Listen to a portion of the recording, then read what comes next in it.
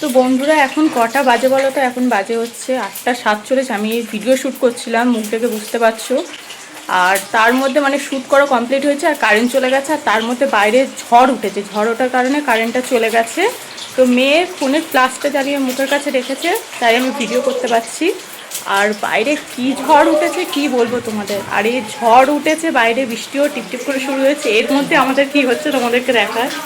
এর মধ্যে হচ্ছে দেখো, এই যে দেখি, এই যে দেখো,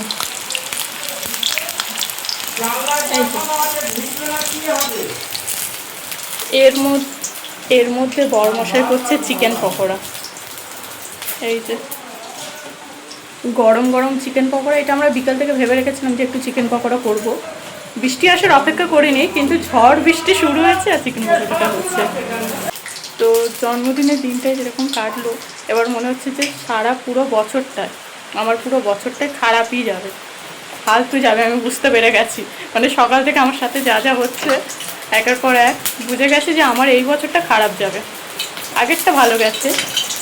যাই হোক, আওয়াজ শুনতে পাচ্ছি কিনা জানি না, ঝড় বৃষ্টি হচ্ছে, খুব হচ্ছে। চলো ভিডিওটা দেখায়।